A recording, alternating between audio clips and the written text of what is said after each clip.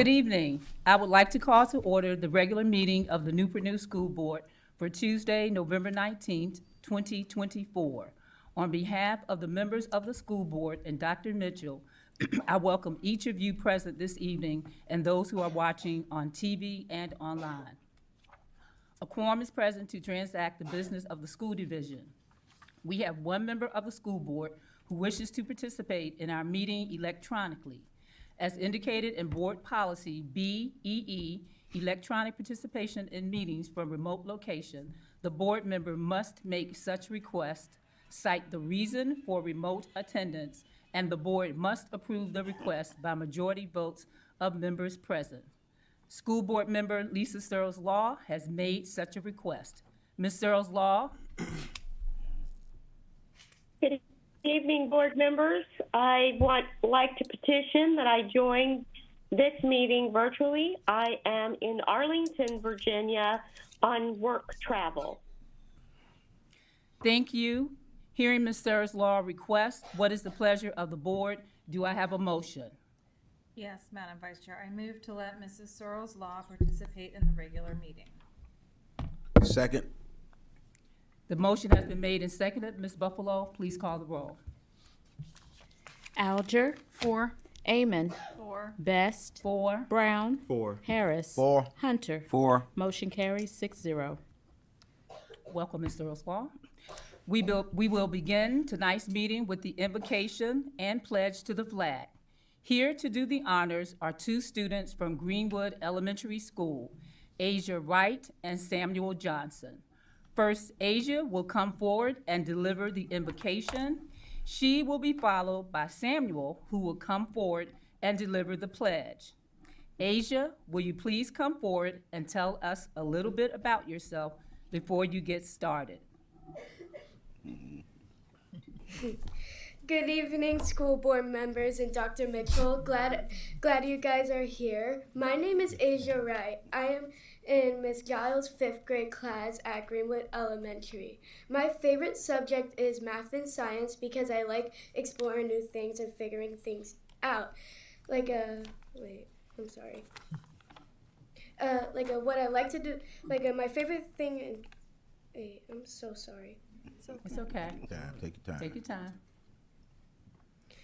And what I like about school is that I can hang out with my friends, and that's where I make new friends at. And also when I'm not in school, my favorite things to do is to play outside with my friends. I play basketball and football with my friends. Thank you. Thank Thank you. you. Thank you.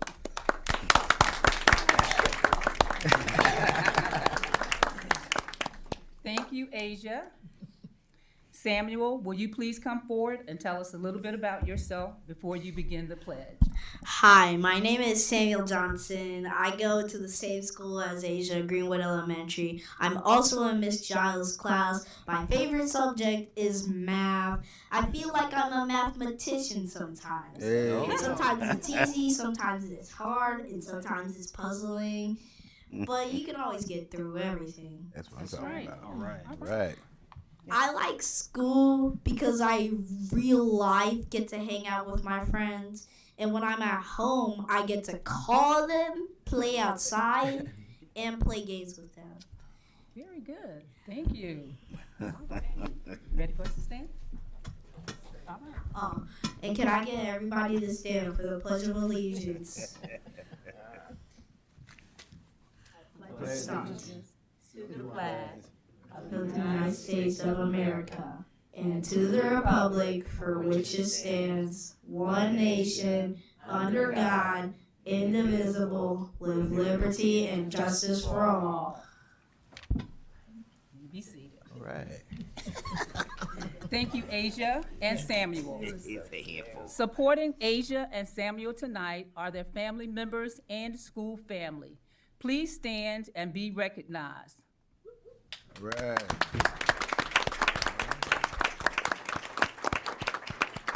The board appreciates the encouragement you have given these students, and we thank you for bringing them to tonight's meeting. The next item on the school board agenda is recognitions. Dr. Mitchell, please join me at the podium.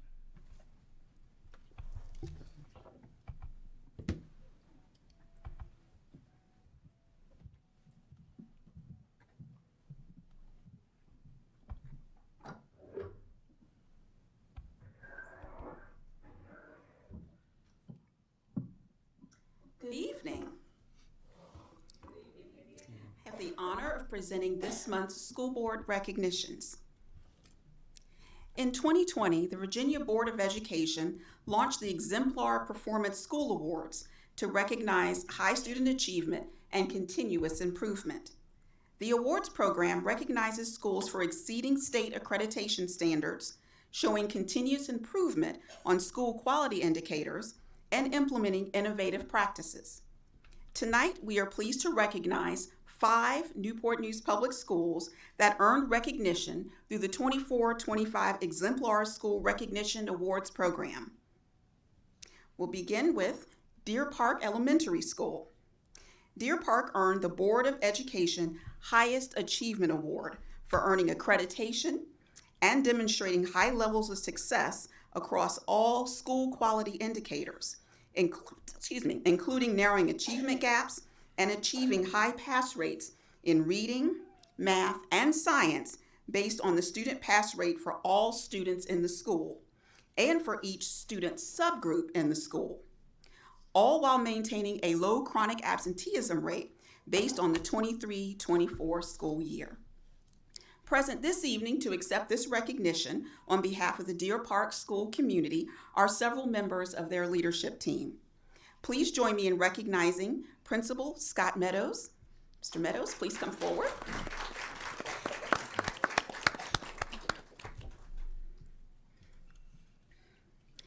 Assistant Principal Dr. Cheryl Andrews.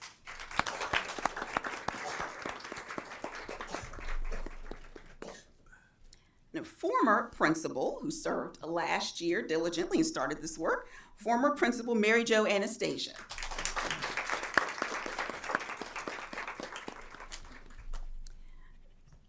We'd also like to acknowledge lead kindergarten teacher Amanda Van Dyke,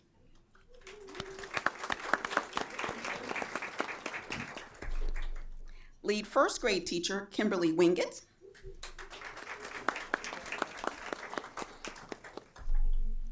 lead second grade teacher Brittany Cam,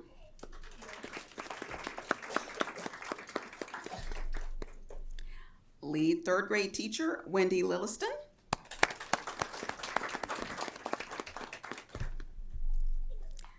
co-lead fourth grade teacher Kara Latouche,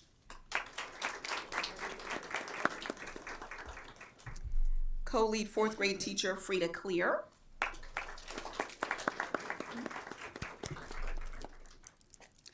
fifth grade teacher Lori Morgan, and the lead resource teacher Jean Hush.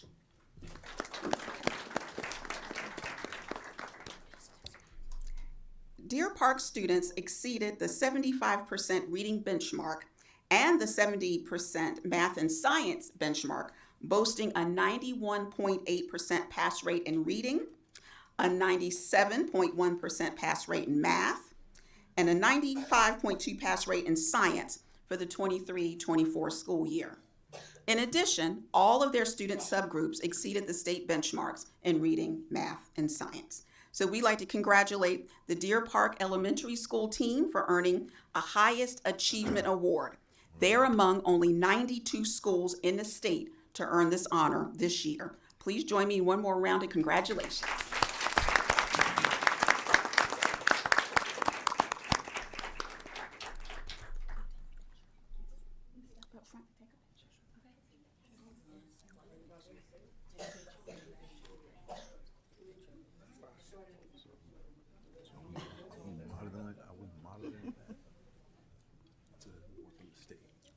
Virginia Department of Education.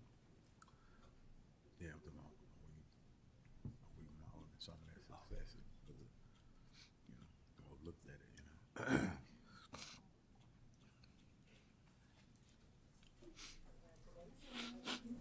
They needed the scientists.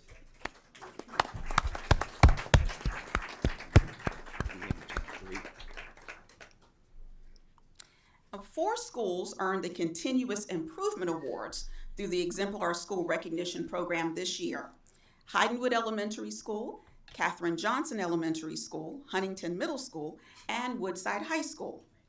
Schools earning this recognition have demonstrated increases in combined pass rates for reading, math, and science for the past 3 years, or the combined pass rates for 2 or more student subgroups for the past 3 years. Please join us in recognizing our first school honoree team, Hydenwood Elementary School. Please join us in congratulating Principal Megan Aumann.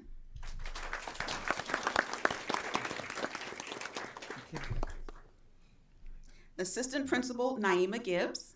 Yeah.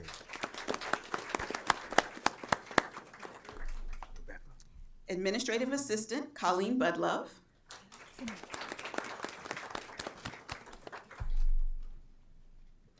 And the team of lead teachers, lead kindergarten teacher Patricia McNichol.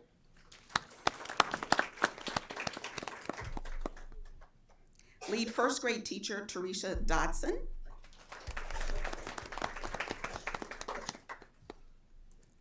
Second grade lead teacher Ashley, let me make sure I get this right. Largina, right? Thank you. Miss Largina. Third grade lead teacher Caroline Henderson. Fourth grade lead teacher Amber Kamua.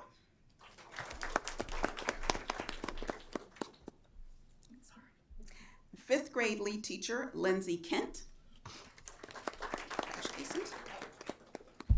Our lead special education teacher Shirley Miller. Lead resource teacher John Luck. And reading specialist Kaylee Correll. And reading specialist Rebecca Loftus. Congratulations. Hydenwood Elementary School is noted for continuous improvement in reading and math achievement among several subgroups, and some increase their pass rates by more than 10 percentage points. So congratulations to Hydenwood Elementary School for earning a Continuous Improvement Award. Congratulations.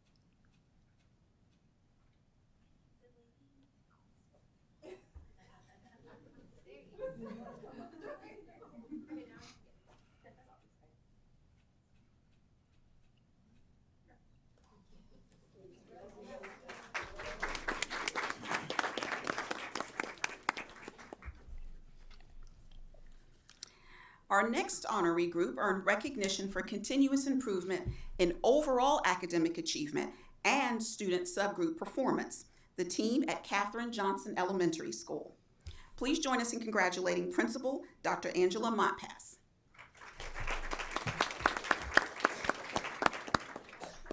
Assistant Principal Dr. Heather Hill. And lead teachers, lead kindergarten teacher Kim Wright. Lead first grade teacher Barb Peterson.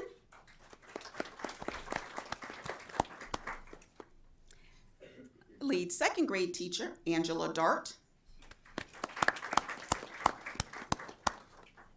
Lead third grade teacher Christine G. Otia. Lead fourth grade teacher Ariana Bethay.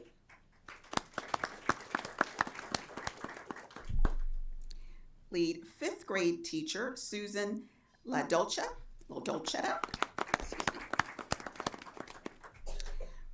Reading specialist Christine Steigelman. And some other members of the team, the Virginia Tiered Systems of Supports lead Taylor Wade.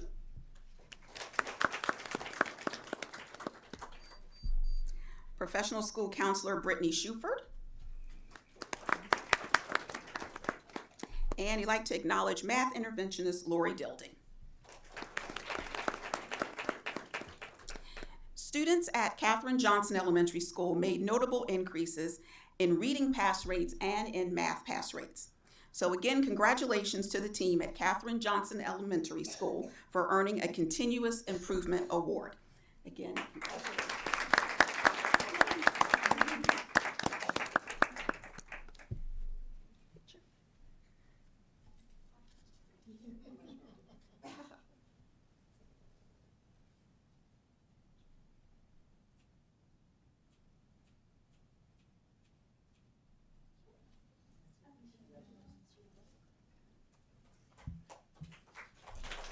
Congratulations. Our next honorees are from Huntington Middle School. Let's congratulate them for earning a Continuous Improvement Exemplar Award in overall academic achievement and in student group performance since the 21-22 school year. Please join us in congratulating and welcoming Principal Dr. Regina Stafford.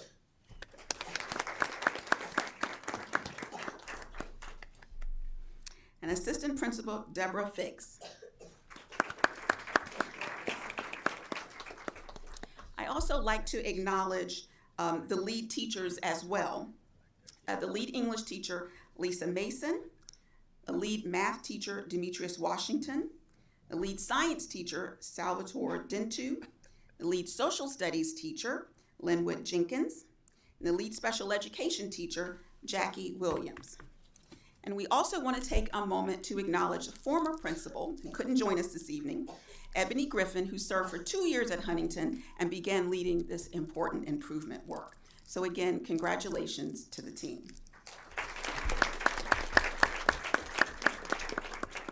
And again, there were two, while they make their way for the picture. They're both in reading and math performance. They increased their overall student performance and performance in several student subgroups. So again, congratulations to the Huntington Middle School team for earning this Continuous Improvement Award.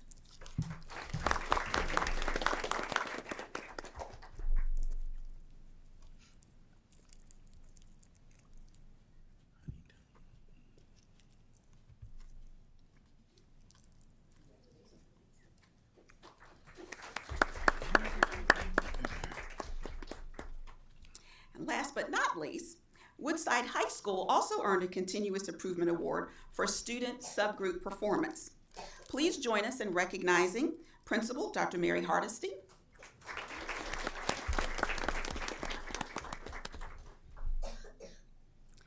Assistant Principal of Instruction, Grace Foley,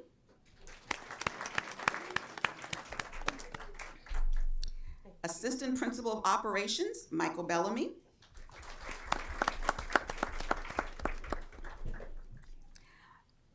lead teachers, lead English teacher, Kimberly Haywood,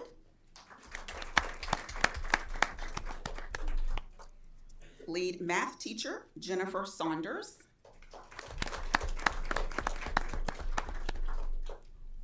lead science teacher, Margaret Wiggins, the current lead social studies teacher, Tom Salyers,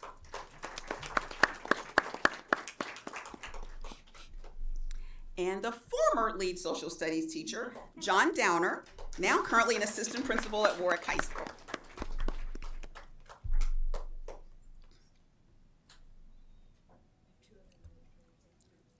And we have two other administrators. Would you please stand and be acknowledged as well? The Woodside team, please. The administrative team, please stand.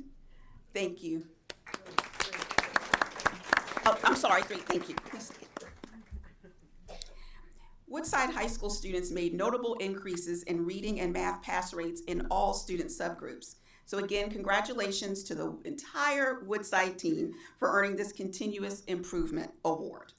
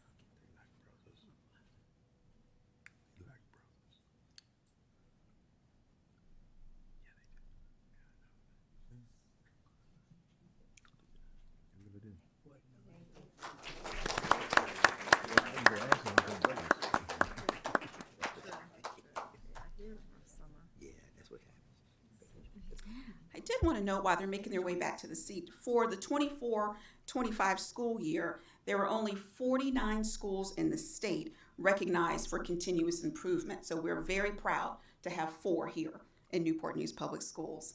Let's give another round of applause to our Virginia Exemplar School Award honorees.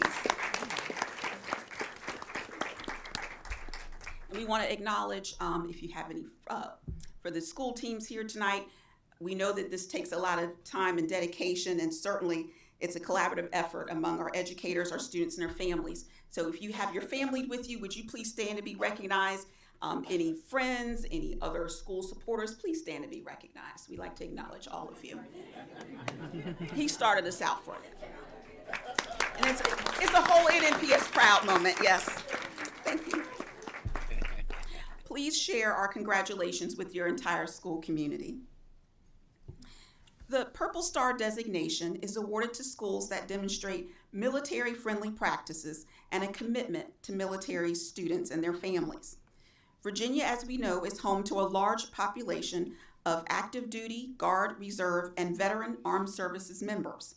And our public schools educate thousands of military-connected students.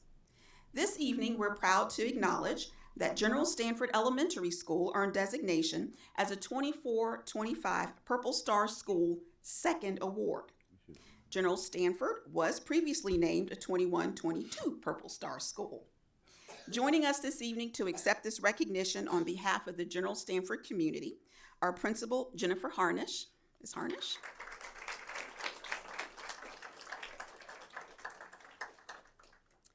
Assistant Principal, Raymond Dutton.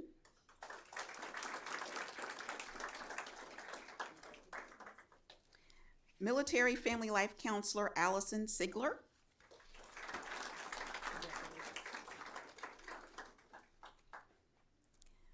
Military Family Life Counselor Julie, let me get this right, Ms. Julie, Canestrari, thank you. I have to take my time, make sure we get it right. Professional School Counselor Audrey Doubts.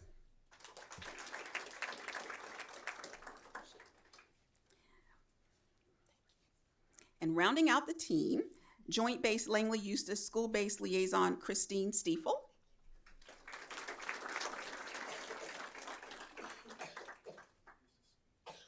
And PTA President Sarah Campbell.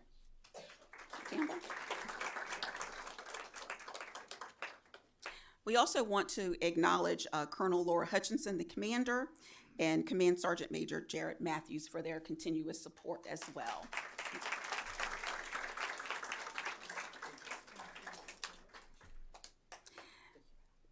To be designated a Purple Star school, school staff must complete training in meeting the needs of military students and name a specific designee to serve as a point of contact for the military families.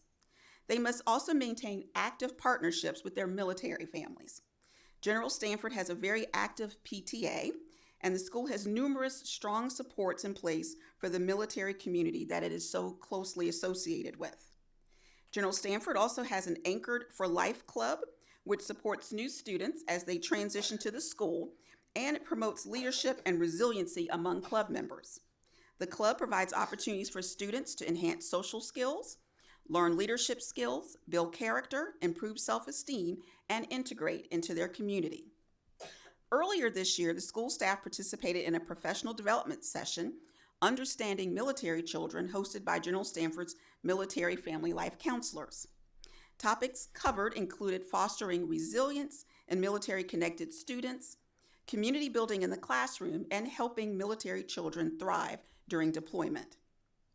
Purple Star schools must also offer online information specifically designated for military families, and they must offer new students peer support to ease their transition. Now, for our schools to be awarded a Purple Star, the school system must also demonstrate its support for military families. So back in September 2021, the Newport News School Board passed a resolution committing to support the approximately 6,500 military-connected students in the school system through ongoing professional development for teachers and to prepare our staff to best meet the needs of all of our military students. So again, we want to say congratulations to this great team at General Stanford Elementary School for their active support of their military families. Thank you. Congratulations.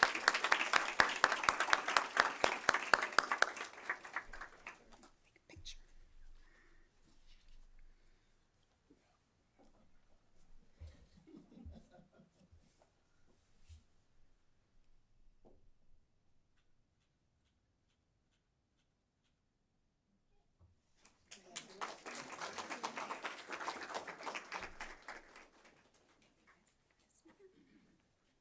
So please pass our congratulations on to your entire community. And again, this concludes our recognitions for this evening. At this time, we're going to take about a 9-minute break so that our honorees and their guests may leave. If they choose to do so, you're welcome to stay for the rest of the board meeting. During this time, our viewing audience will have the opportunity to view this month's School Board Spotlight. So we'll stand in recess for about 9 minutes. Thank you.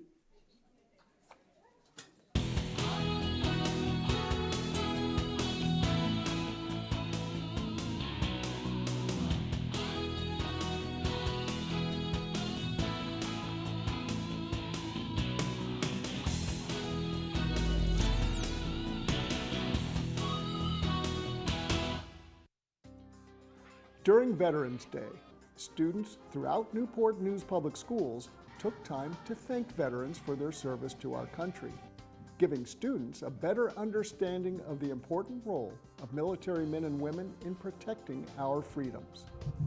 Katherine Johnson Elementary honored veterans with a parade around the school. The Crimson Thunder Drumline led the spirited procession, with students lining the hallways and holding custom signs of thanks. Afterwards, veterans and their students enjoyed a breakfast, proudly sponsored by Bayport Credit Union. Anchored for Life students who support their classmates when their parents are on military deployment helped serve the meal, thanking our veterans for their service. General Stanford Elementary, which is located on Fort Eustis, honored veterans through music and arts. 4th and 5th grade students performed a series of songs during their tribute to veterans. Under the talented direction of music teacher Morgan Cassidy, the harmonious students sang about our country, the American flag, and our brave veterans. To decorate the gymnasium, art teacher Valencia Gross commissioned her young artists to create inspired artwork for the occasion. In attendance were military leaders and Mayor Philip Jones, who is a veteran and a child of a military family, just like the talented students performing for all the veterans that evening. Greenwood Elementary hosted a salute to our veterans with breakfast and a parade. Greenwood's PTA volunteers partnered with neighboring Colossian Baptist Church to host a warm and delicious breakfast for students and the important veterans in their lives. Guests and students were invited to share some insights about their careers and deployments during their military service. It was a wonderful opportunity for students to spend extra time with their parents, grandparents, and family. The morning gathering also gave families a chance to connect with school staff and learn about valuable resources for military families. After breakfast, the entire school lined the hallways, waving American flags and cheering as veterans and their families paraded through. And some brave soldiers and sailors even took time to visit their child's classroom to read a book and answer questions about their service in the military. And Woodside High School, home of the Arts and Communications Magnet Program, hosted their second annual Veterans Day concert. To salute our veterans, Woodside invited Ella Fitzgerald Middle School's 8th grade band, along with Passage Middle School's orchestra, Panther Strings, and their concert band to perform a series of patriotic selections. Woodside's own talented music and choir students offered a heartfelt tribute to veterans with their melodic sounds of freedom and bravery. Through strings, brass, woodwinds, percussion, and their own voices, the music shared during the Veterans Day concert honored the sacrifice and dedication of the amazing men and women of America's armed forces. The third annual Marching Band Expo, held at Todd Stadium, celebrated the diversity and impact of music education in Newport News Public Schools. 600 student musicians performed, showcasing their talents and hard work, along with the dedication of our musical educators across all grades.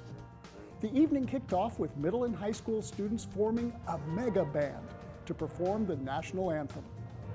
8th grade student musicians also performed collectively, giving these students an introduction to high school marching band and performing on the big field. The audience was amazed at the talents of our youngest drum lines, with Johnson's Crimson Thunder and Riverside's Boomin' Bears performing with excellence and passion on the track. And our students' musical abilities were on full display as each high school's marching band performed this season's halftime shows. Since the summer, these marching bands have been fine-tuning their performances in preparation for state-level assessments in the fall. Throughout the evening, families, educators, and school and city leaders cheered on our student musicians by sharing airgrams over the loudspeakers, encouraging our student musicians to continue their musical growth through an award-winning musical curriculum in Newport News Public Schools. Busy schedules, transportation issues, and language barriers can keep many families from attending events at school or having access to important resources. So the English as a Second Language Family and Community Engagement Team hosted a community outreach for English learners and their families at Oyster Point Place apartment homes off J. Clyde Morris Boulevard. Various departments from Newport News Public Schools, school board members, community partners, and school leaders from Menchville High School offered family resources and student support at a convenient and accessible location near a large population of Hispanic families. Newport News Public Library handed out free books, while officers with the Newport News Police Department grilled hot dogs and played games with the kids. Other organizations offered resources to assist families with a range of health services, academic supports, and resources for transitioning smoothly to living in a new country by overcoming cultural changes and language barriers. 75 families attended the event, which purposely took place during Hispanic Heritage Month. By reaching out to English learners and their families right where they live, a community pulled together to make families and students feel supported, cared for, and welcomed to Newport News. Our students' mental health plays a huge role in their ability to learn in school, build positive relationships, achieve academically, and manage stress. To offer resources, information, and support, the NNPS Family and Community Engagement Team hosted Your Mental Health Matters. Make it a priority. This is the first of 4 family empowerment forums scheduled this school year, sponsored by Bayport Credit Union. When families arrived to the evening event at Heritage High School, they were treated to a free dinner. At the resource fair, students, families, and educators were welcome to gather information and resources offered by service providers and NNPS departments, each focused on supporting youth and families. During the Mental Health Empowerment session, a panel of community partners, school leaders, faith-based organizations, local experts, and students fielded questions about the impact of trauma, family experiences, and strategies for promoting positive mental health. Our schools play an important role in supporting students' mental health by connecting them to caring adults, providing valuable resources to families, and creating a safe and nurturing learning environment. By promoting student well-being and encouraging families to thrive through the Family Empowerment Series, our Family and Community Engagement Team is offering the tools needed for academic success and positive social growth for all students. Riverside Elementary spent a month celebrating kindness and learning about different cultures. During National Hispanic Heritage Month, which runs from mid-September to mid-October, the morning show highlighted different Latin countries. Students were invited to share some fun facts about their country's cultures, foods, and colorful clothing. Each student put together informative presentations, creative posters, and proudly shared their Hispanic heritage with the entire school. Later in the month, Riverside held their 9th annual Unity Day Parade. Bright orange is the symbolic color of Unity Day, sending a visible message that building community through kindness, acceptance, and inclusion helps prevent bullying. So Riverside invited their community to join them, with Newport News police officers, Newport News Fire Department, and students from neighboring Christopher Newport University joining the festivities, including Captain Chris himself. Riverside's own Boomin' Bears drumline led the procession in front of the school, as students, staff, and a supporting community used the power of kindness to make Riverside a wonderful place to learn for all students.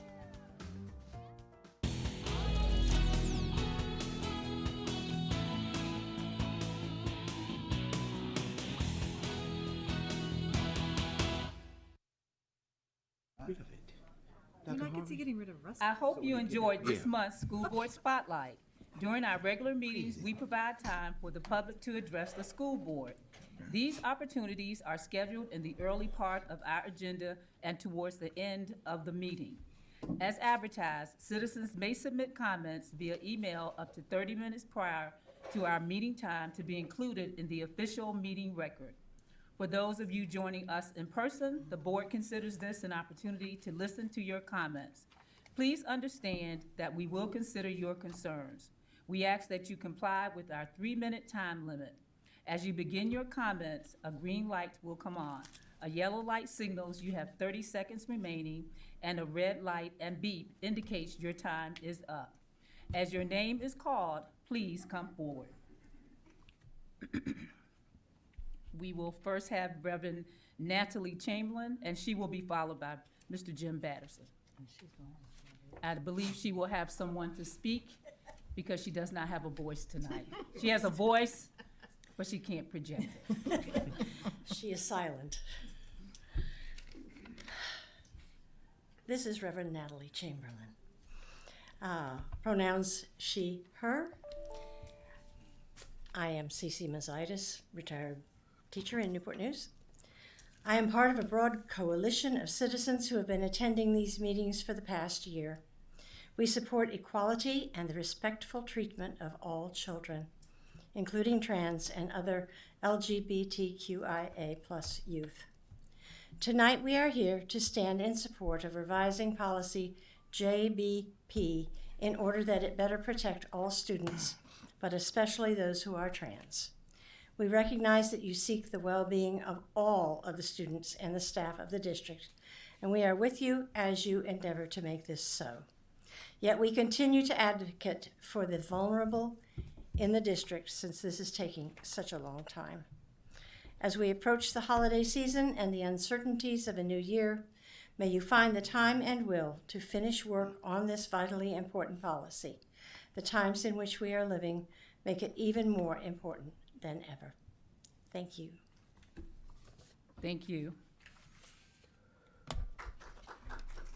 Followed by Mr. Batterson will be Ms. Jackie Batterson. Thank you.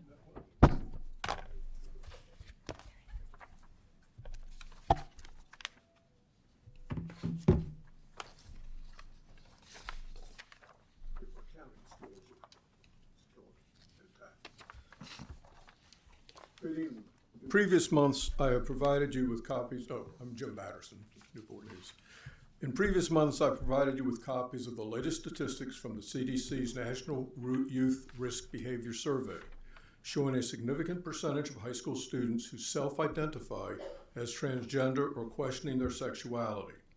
This translates into possibly 400 to 500 students in Newport News, and a significant number of students suffer from unstable housing nationally, not having a parent available to regularly confide in or for guidance and support. Moreover, as a military community, we have a significant number of parents on deployment. I implore you to create a clear policy on transgender that addresses the needs both of students in the umbra of transgender, such as defined in your transgender student under the governor's, the VDOE guidelines in your current procedure, JB-P, and in addition, also addresses the needs of that significant number of students that national statistics tell us we have in Newport News who simply self-identify as transgender or gender questioning, thus falling into a surrounding penumbra of the Newport News Public Schools transgender student definition. That is, it recognizes that there are self-identifying transgender children outside of the current JB-P limited definition of transgender student who are in need support services from the school division. A policy that would recognize a significant number of Newport News public school students do not have theoretically perfect home lives with a mature, supportive adult family member ready and available to them, and therefore these students would benefit from having school faculty and counselors free to have conversations with them that the student can trust to be confidential. And finally, what business does the government have in dictating what people call themselves? For formal communications such as student records, the student's official name as registered shall be used. However, in informal communications such as oral classroom discussions or hallway or mall encounters, call kids what they want to be called and use their preferred pronouns. If a teacher has a personal, religious, moral, or social reason for always using a formal name, fine, but allow the majority of teachers in informal situations to comfortably interact with students using the student's preferred name and pronoun. Thank you very much. Thank you. Ms. Jackie Batterson will be followed by Dr. James Graves. Good evening. I'm Jackie Batterson and I reside in Newport News.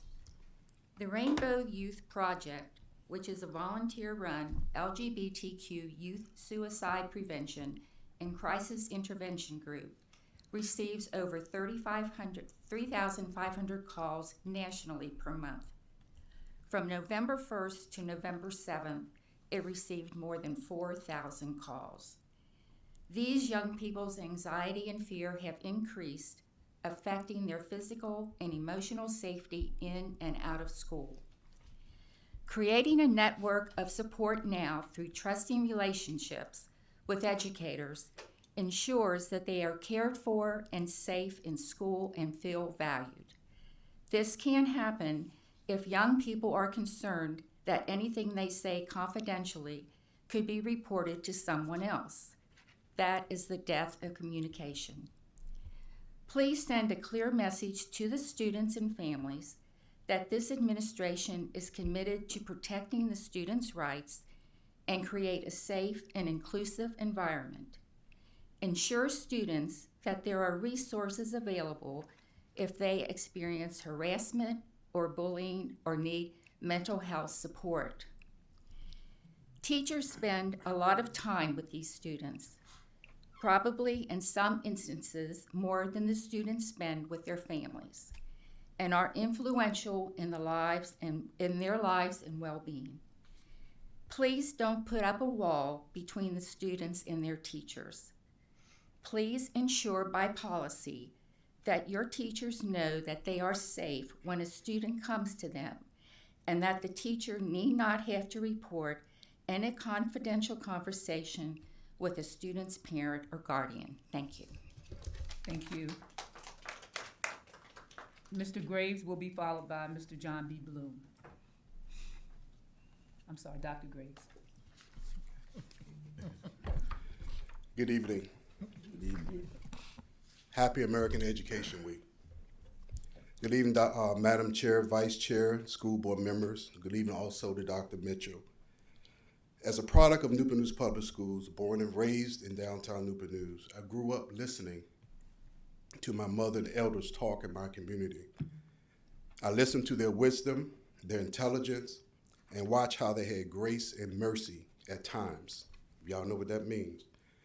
As I grew up and decided to be an officer in the United States Army, my mom and elders told me a few things, but this message stuck out the most. They said, son, take care of your soldiers, and they would take care of you.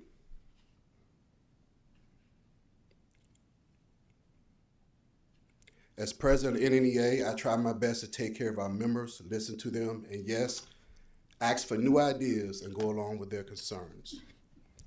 The union believes that if you care for your employees, they will take care of you. Unfortunately, this is not happening in some of Newport News Public School areas. Many concerns are important to our members who make up this educational foundation at Newport News Public School.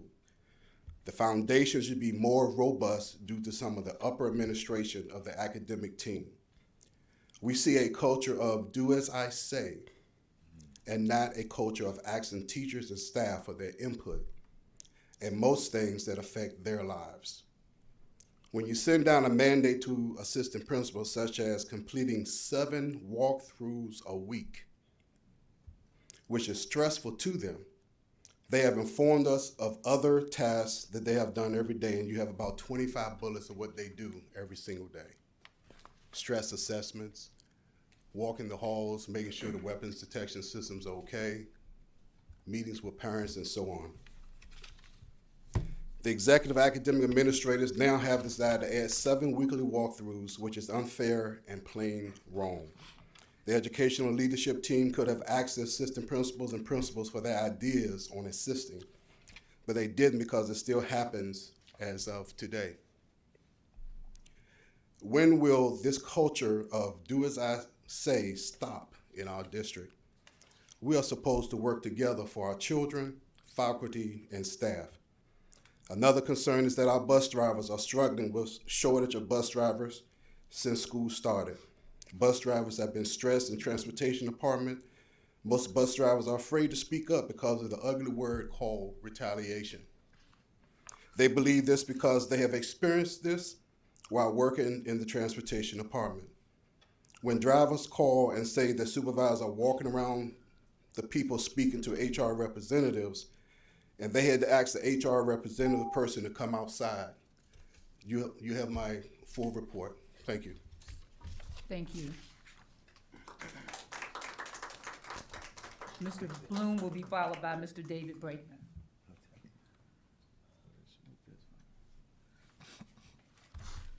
My name is John Bloom. I was a former Newport News long-term substitute teacher in math. People from math laughed. But I also am a veteran from the United States Navy. What I'm about to tell you is the truth. And the more things change, the more they remain the same.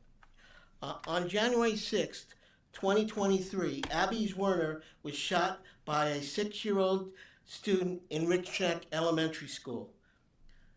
No, Ms. Werner tried several times to have the child removed and from her class. Pleas fell on deaf ears. The changes that were made were in late January and February of 2023. Then Newport News Superintendent, Rich Neck Elementary School principal and assistant principal resigned. Then on July 1st, 2023, most of you are not aware of this, but every member of the school board is. They revised the Policy and Procedures Manual. In it, it states, pursuant to State Code Section 22.3-279.3.1, the superintendent or designee will report all student assaults on employees to local law enforcement authorities. I did not know this document even existed until after the November 5th election, which I was running for school board. However, all current members of the school board know it. On August 3rd, 2023, Dr. Mitchell was sworn in as Newport News superintendent. As a result of one child antagonizing others in my class, my math lab class, as well as other classes, on October 10th, 2024, at a parents-teachers conference, the parents told myself and others, the parents were very concerned that their child conduct and seemed amazed she was passed into the 6th grade and with what they told us. The parents told us their child stabbed a teacher with a pencil. As a result, Oh, by the way, I also subbed at the juvenile detention center. The guards hand out the pencils, count them to make sure they got them back. Students like this should have been in juvenile detention center. She was sent over to Passage and advanced to 6th grade. As a result, she was removed from that elementary school. Not sure which one. They never told me that. It could have been the same. Could have been Rich Neck. It could have been some of the others. I've never. Too late. Thank you, Mr. Brakeman. And followed by him, Ms. Mary Boss.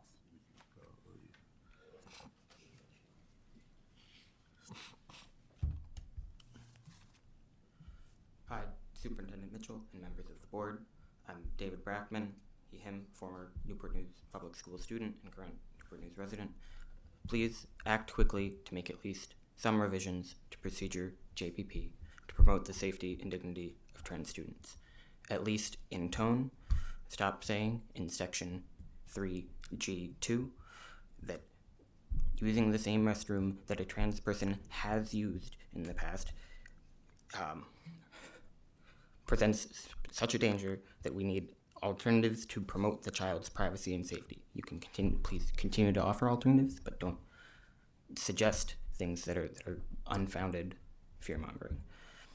To reiterate earlier comments, please permit staff to use in casual conversation the name and pronouns that a student sincerely requests. Official documents are a different matter, but there's no need to pull up and enforce my birth certificate when talking to me. Please allow counselors to keep confidentiality where doing so wouldn't endanger others.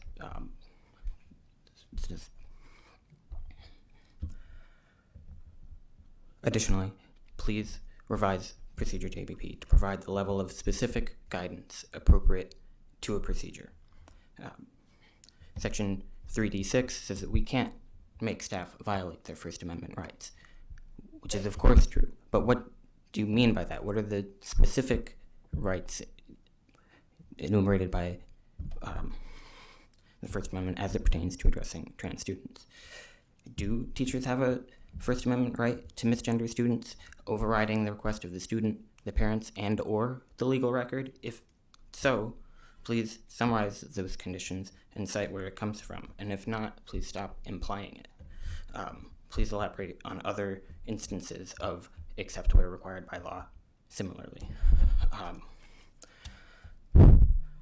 I hope that the superintendent's office will put forth revision soon, but if not, I encourage the board to use the authority vested in it as our elected representatives for the administration of Newport News Public Schools to vote on the matter.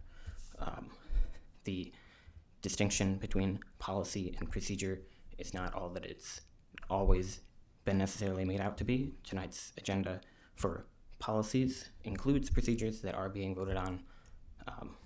Please keep this in mind. Thank you. Thank you.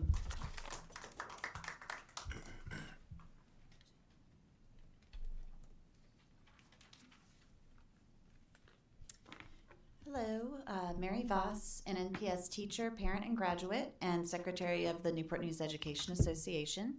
The NNEA is continuing our campaign to win contract negotiations for NNPS teachers and staff. Contract negotiations, also known as collective bargaining rights, give staff and teachers a seat at the table to negotiate for better pay, benefits, and most importantly, better working conditions, such as smaller class sizes, more planning time, more restroom breaks, seniority and job security, and reduced unnecessary testing. NNPS employees, please visit newportnewseducationassociation.com and scroll down to authorization cards to sign. Both members and non-members can sign. Changing gears, I'm hearing that there have been discussions between NNEA leadership and NNPS leadership about possibly reinstating a sick leave bank in the future, and I want to thank you for your consideration of that, since it would allow teachers and staff who have pre-existing conditions and or who are dealing with unexpected health emergencies to be eligible for much needed additional paid sick leave days. We have a lot of great teachers and staff who want to be at work as much as possible despite health challenges that they can't control, and additional sick days would help alleviate the stress of having to take unpaid leave after running out of their sick days. In addition, I hope that NNPS leadership might also consider creating a true bereavement leave policy in the district. Currently, the only thing similar to bereavement leave in the 2024 NNPS benefits guide was that employees can use up to 3 sick days in the event of the death of an immediate family member, and also a sentence stating that 1 day will be allowed each year for attending funerals of persons not included in the definition of immediate family. Ideally, employees wouldn't have to choose between sick days and time off to grieve the death of an immediate family member. And in addition, sadly, many NNPS employees may experience the death of multiple close but not immediate family members within 1 school year. The following Virginia school districts have bona fide bereavement leave that doesn't require employees to use their sick leave: Virginia Beach Schools, Stafford County Schools, Fluvanna County Schools, and King George County Schools. This is not an exhaustive list, just what popped up in a quick Google search. And finally, in closing, in the current political climate, it is more important than ever that NNPS leaders aim to respect and protect vulnerable students as much as possible. This includes LGBTQ plus students amidst an incoming presidential administration that sadly treats gay, gender nonconforming, and especially trans kids as punching bags for cheap political points. This also includes the children of immigrant and migrant families, especially given the sizable and growing English as a second language population in Newport News. Please stand up for vulnerable children and teens by striving for the most respectful and non-discriminatory policies possible, such as the changes to policies for LGBTQ plus students recommended by several other speakers tonight. Thank you for your time and consideration. Thank you. Thank you for your comments and thoughts this evening. We will now move on to section 3. I'm sorry, are there any more cards, Ms. Buffalo? We will now move on to section 3, the consent agenda, which includes 3.01 minutes from the work session, October 15, 2024, 3.2 minutes from the regular meeting, October 15, 2024, 3.3 financial reports, including the revenue and expense reports for October 2024, child nutrition reports, 3.4 the personnel report, 3.5, temporary construction easement, 3.6, cell tower lease agreement, 3.7, appointment of deputy clerk. At this time, can we have a motion to approve the consent agenda? Yes, Madam Vice Chair, I move to approve the consent agenda. Second. It's been moved and second that we approve the consent agenda. Ms. Buffalo, you may call the vote. Alger. 4. Amon. 4. Best. 4. Brown. 4. Harris. 4. Hunter. 4. Searles Law. 4. Motion passes 7-0. Thank you. Okay. We will move to section 4, action items, 4.1, new and revised policies. Dr. Mitchell. Good evening. Tonight we will have Mr. Pat Finneran come before you to share with you the proposed FY25 legislative program. We're doing action 4.101 policies. I'm sorry. Action items. You have 2 to vote on. We have 2. We have new and revised policies. Let me go to my agenda. Okay. So we'll now move on to action items, Mhm. new and revised policies. Yes. Okay. 4.01. And you have, Dr. Best, you have them separated as they're going to be voted on in your packet. Okay, hold on.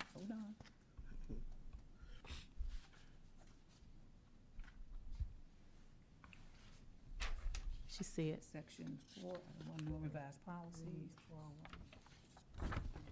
Oh, 401. Did I miss something? Here you go. That's 4.01 new and revised Okay. policies. Policies regarding new and revised policies, the 4.1. Mhm. Policies resulting from the recent state legislation. Should I read these, Ms. Yes, we're gonna do them in Okay. groups, Madam Miss Vice Chair, I Miss think we're Amon. gonna try to take them one at a time, and then if there's discussion, we can hit on each one as it comes before the board. Okay, so I'll begin with AC, non-discrimination. Madam Vice Chair, I move to make a motion to approve policy AC. Second. And then I guess we open for discussion. Any discussion or questions? It's been moved and seconded that we approve policy AC, non-discrimination. So then we want to, no. What do we want to do?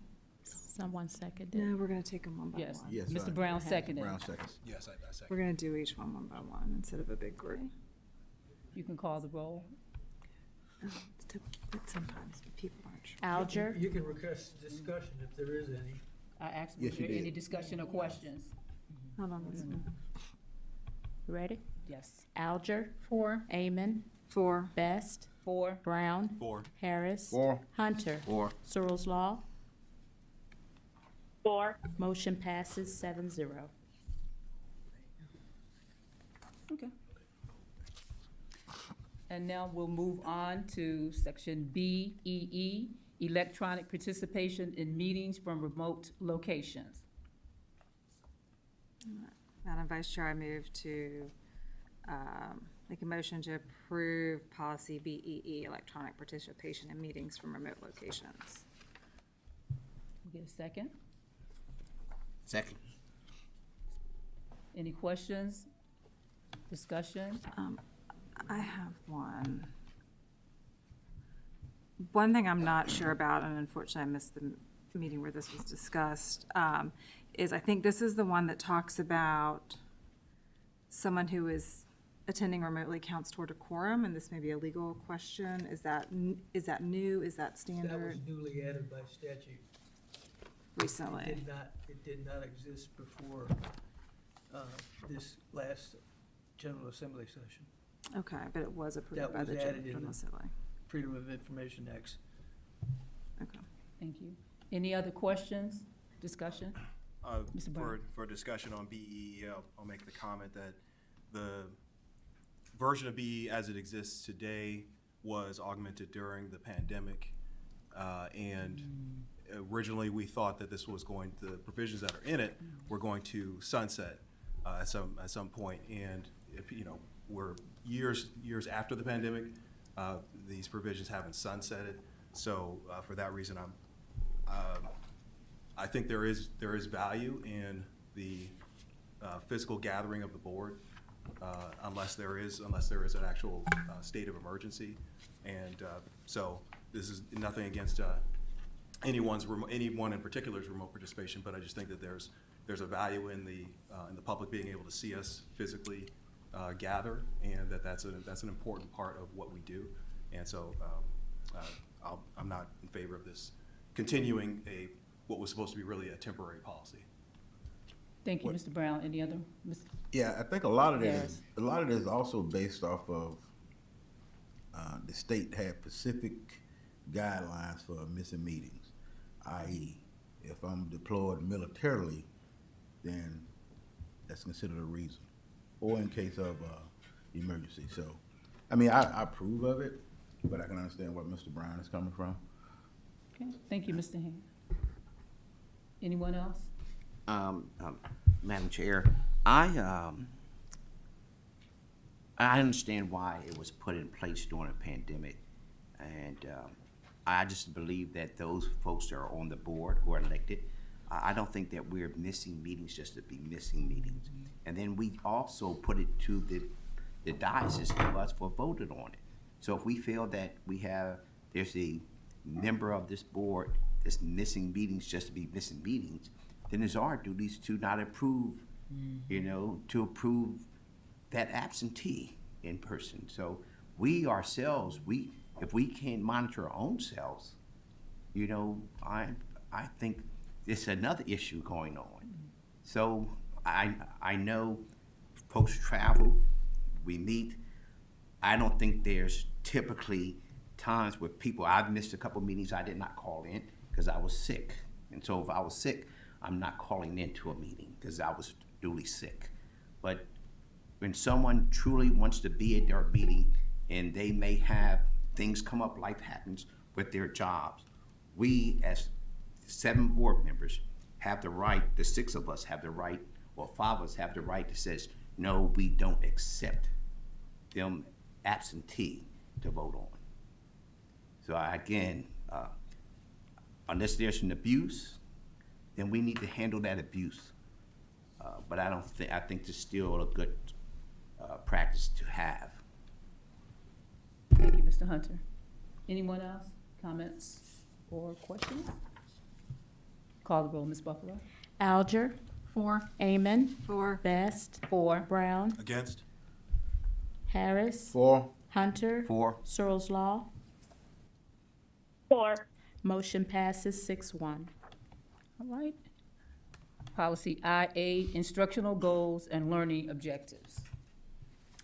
Madam Vice Chair, I make a motion to approve policy IA, instructional goals and learning objectives.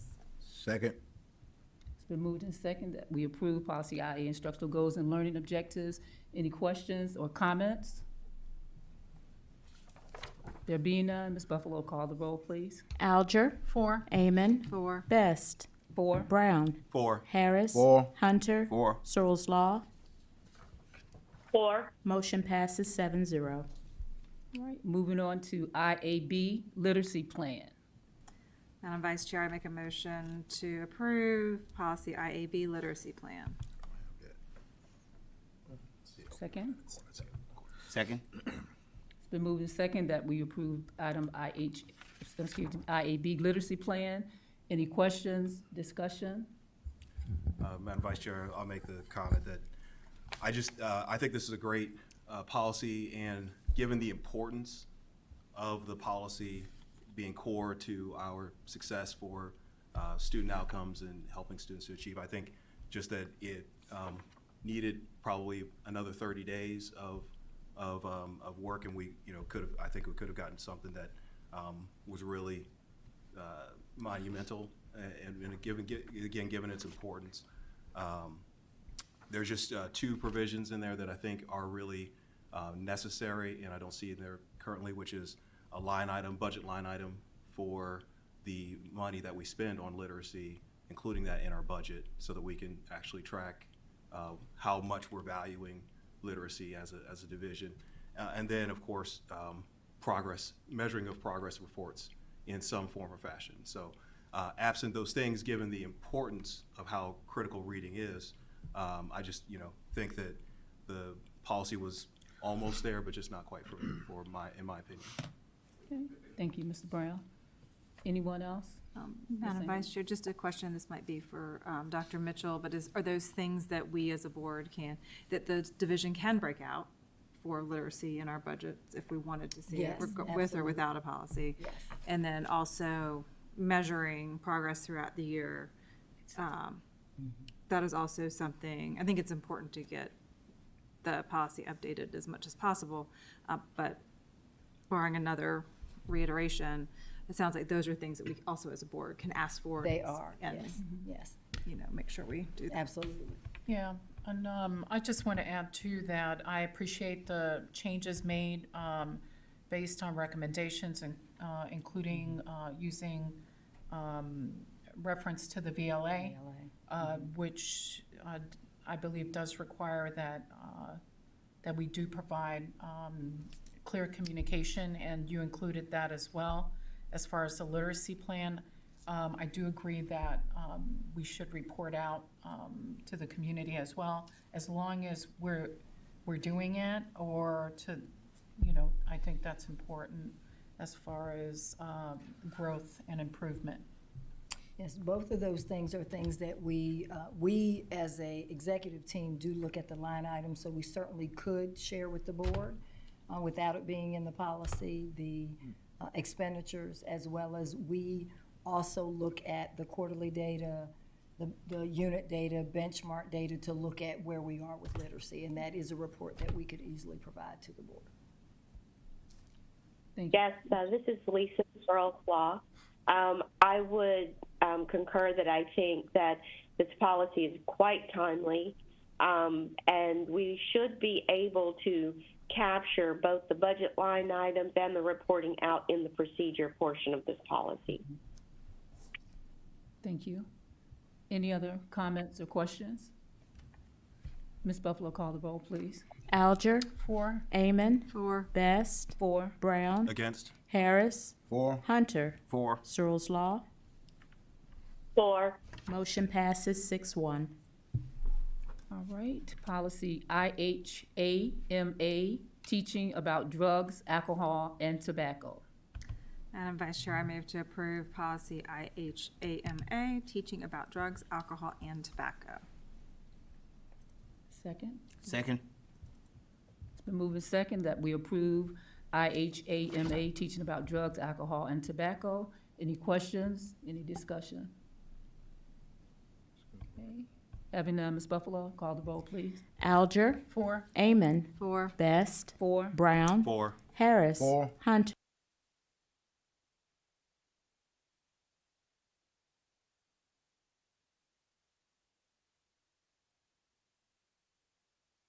Madam Vice Chair, I move to approve policy KBE, internet privacy. Second? Again. What'd you say, Ms. Searles Law? She was second. Oh, I I'm said sorry. second. Mr. Brown All already. right. Been moved and second to approve KBE, internet privacy. Any questions? Any discussion?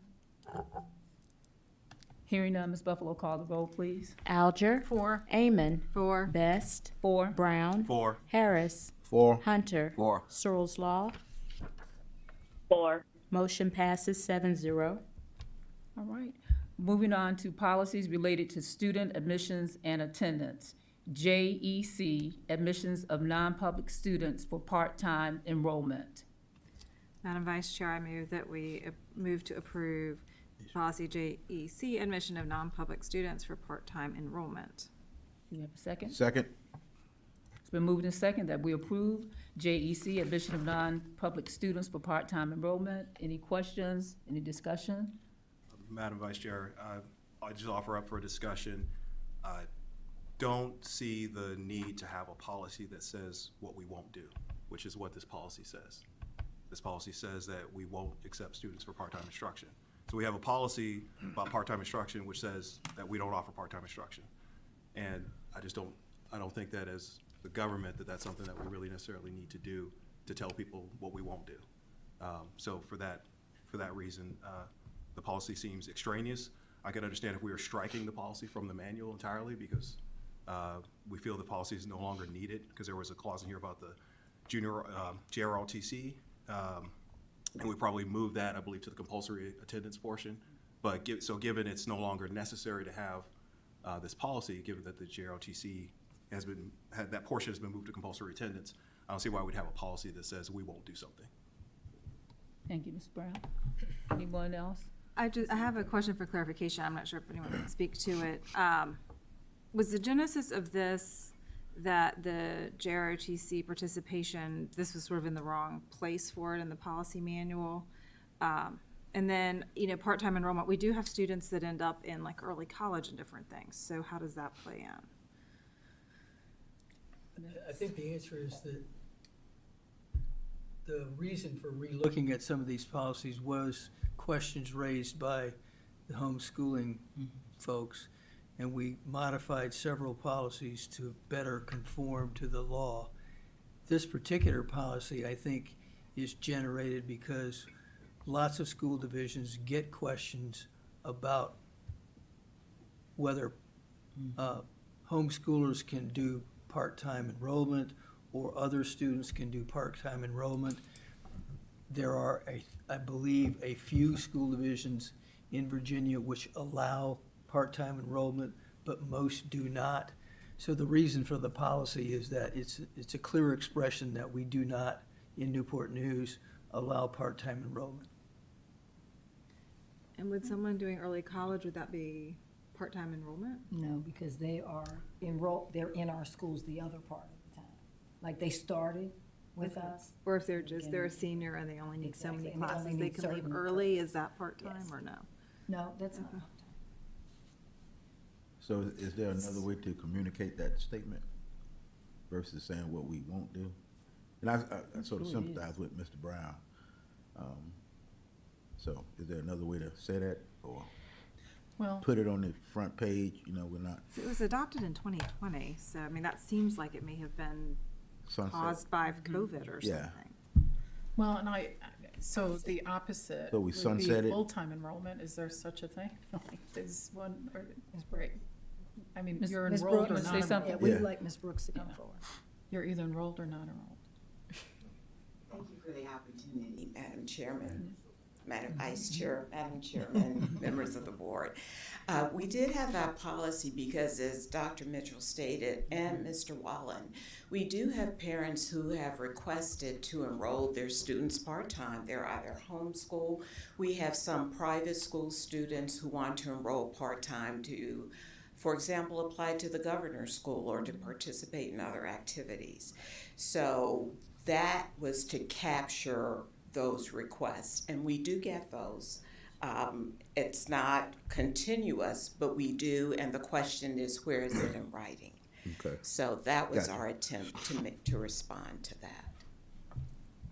Especially since, this is Lisa Searles Law, especially since other school divisions have a policy of yes, and they're transferring to our division, the question would be, what's your policy? And for us to say we don't have one, that probably wouldn't bode well in that circumstance. Though I do also agree with Mr. Brown in that it's kind of odd to have a policy to say what we won't do. But in this case, it seems somewhat appropriate because we would be asked, what is your policy about part-time enrollment? So we could work to elaborate more on the policy, but really, we would like to be able to point to the documentation. And I was gonna say, we can, if there's no other questions or concerns, we can go ahead and vote, and if it's Yeah. voted up, it'll move as is, and if Do it. not, we can go back and look at it again. Yes, ma'am. So any other questions or comments? All right, Ms. Buffalo, call the roll, please. Alger, Against? Amon, Against. Best, For. Brown, Against? Harris, Against? Hunter, For. Searles Law. For. Motion failed, 4-3. Thank you. Moving on to JHD, exemption for compulsory school attendance. Madam Vice Chair, I move to approve policy JHD, exemption for compulsory school attendance. Second? Here, second. Second?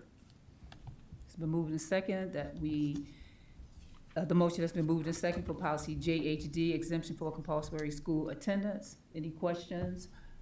Any comments? I do have one point of clarification, and I think it's important to share with the community. So we're striking a lot of the changes. We're striking any student whose parent has filed a notice of intent to home instruction. And I believe the reason that is struck is because they are meeting the school attendance requirement, albeit in a homeschool fashion. So it doesn't make sense to have it as an excuse because they're meeting it, just not with us. Is that correct? That's correct. Yes. It's really a language thing, but it is true that in the statute, homeschooling is not listed as an exemption. It's listed as a way of meeting The requirement. Compulsory education requirements. Thank you. Any other questions, remarks? One, just the question about the Juvenile Domestic Relations District Court. How is that counted? And meaning, is that request immediately accepted, or is there some delay to that request for admission and counting towards attendance? So in other words, the student was not attending, but then is going to attend, and then when does that clock start, and how do we account for or track the student's attendance. When you say student was not attending, Because for whatever reason, they weren't attending until they got an order from the court. It's who have had jurisdiction. I mean, it should be jurisdiction regardless. I mean, there's no lapse in jurisdiction, whether school division or whether they're in court.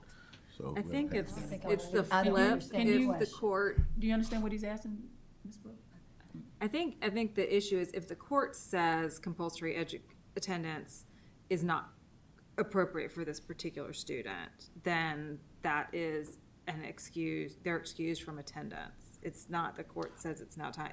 Okay, now I'm good. Yep. Does that make sense? Exactly I think it's the you flip. understood. And then they can certainly change, but I guess one question is that gonna count against us for our attendance? right, If and the that was court my says chronic no, they absenteeism. shouldn't or can't, are we okay? Right. From our numbers, do we know? I don't know. We can, Let's, right. Yeah. She's our Okay. thank you. Thank you. Any other questions, discussion? Ms. Buffalo, call the roll, please. Alger. 4. Amon. 4. Best. 4. Brown. 4. Harris. 4. Hunter. 4. Searles Law. 4. Motion passes 7-0. Moving to policy that supports NNPS best practices. Is there a number for this? Yeah, I don't have a number. Find it. Madam Vice Chair, I move to approve item 4.02, the local plan for gifted education. No, there's a No, policy we have here. one more. Oh, is Policy. there's another Yeah. policy? Madam Chair, Employee but- social media policy. What's the, Do we need to approve it? I don't see them. it's under here. KB. There's no It's number. in. No, we did My KB. apologies, that's in the Human Resources chapter, it's GBEBF, employee use of okay. social Okay. media. BF, correct. Thank you. Okay. Madam Vice Chair, I move to approve item GBEBF, employee social media use. Can we get a second? Second. All right, it's been moved and second that we approve item GBED. EB, GB. GBED. EBF. No, B, GBEB. GBEBE, employee social media use. Almost F. F. GBEBF. Hold up. Hold up. I got you. Employee social GBEBF, employee social media use. Are there any questions, any discussion? I think not. Should we have put it in a different chapter? Change the designation system. We'll use some military pronunciation. That's a lot. No questions? No. No? All right, Ms. Buffalo, call the roll, please. Alger. 4. Amon. 4. Best. 4. Brown. 4. Harris. 4. Hunter. 4. Searles Law. 4. Motion passes 7-0.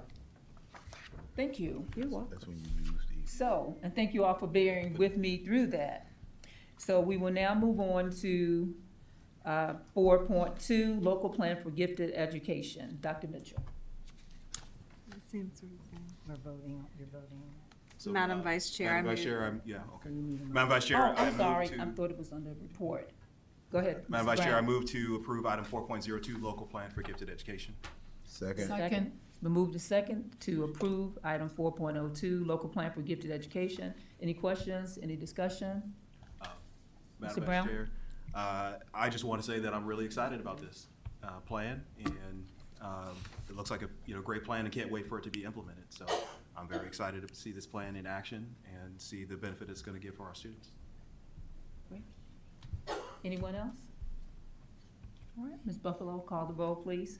Alger. 4. Amon. 4. Best. 4. Brown. 4. Harris. 4. Hunter. 4. Searles Law. 4. Motion passes 7-0. Thank you. We will now move to section 5, reports and information. 5.01, proposed FY25 legislative program. Dr. Mitchell. Thank you so very much. At this time, Mr. Pat Finneran will come before you to share the proposed FY25 legislative program, keeping in mind this is a draft. It is proposed, and it will come back to you next month for a vote. That's correct. Thank you very much, Dr. Mitchell, and good evening. Chairman Searles Law, virtually, Acting Chairman Dr. Best, school board members, and of course Dr. Mitchell and all those in the audience.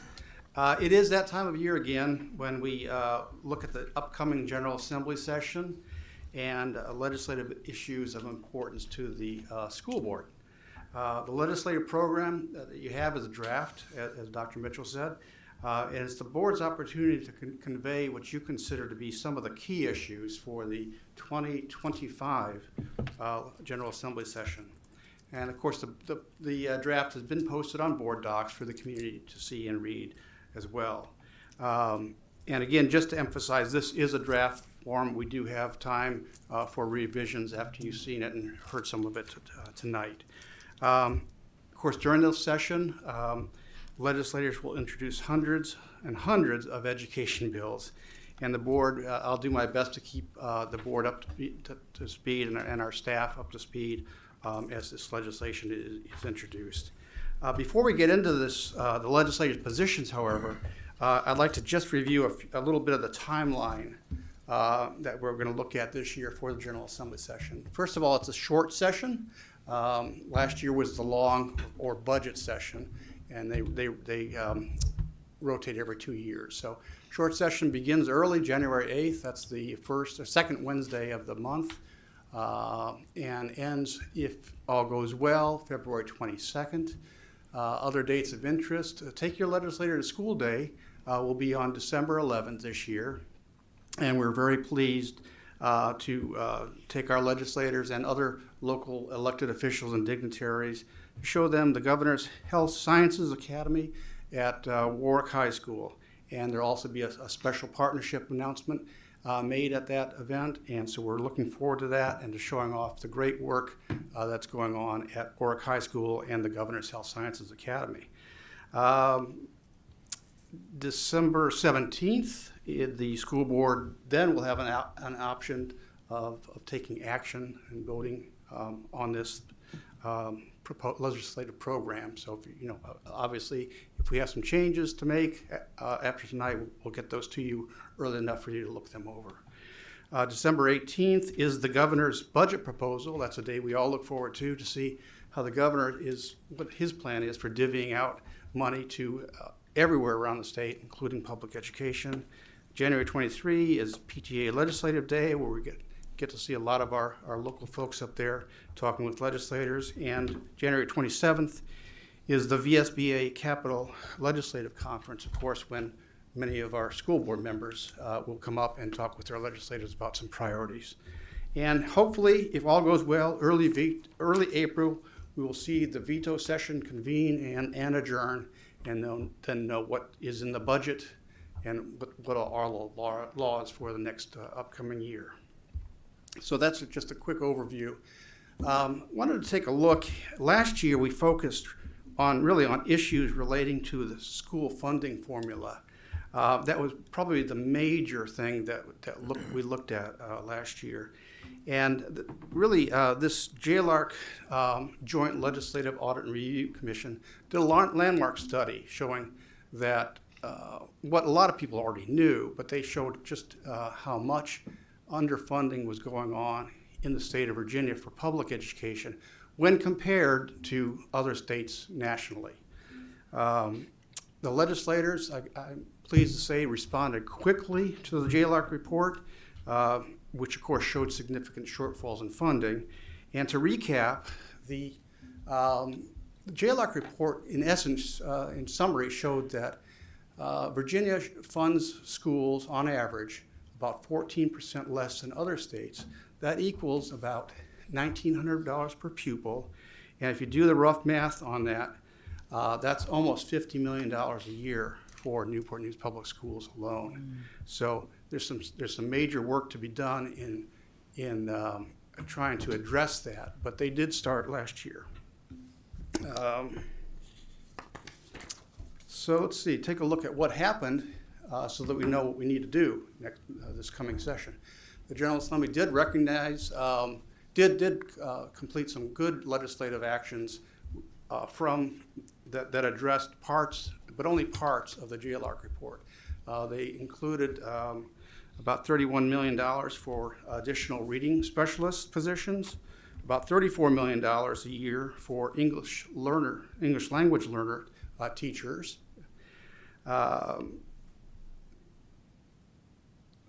Worked on the staff support cap reduction, which was an arbitrary reduction in how many people the state would pay for, made really during the Great Recession, and it's been with us now for, I guess, about 14 years.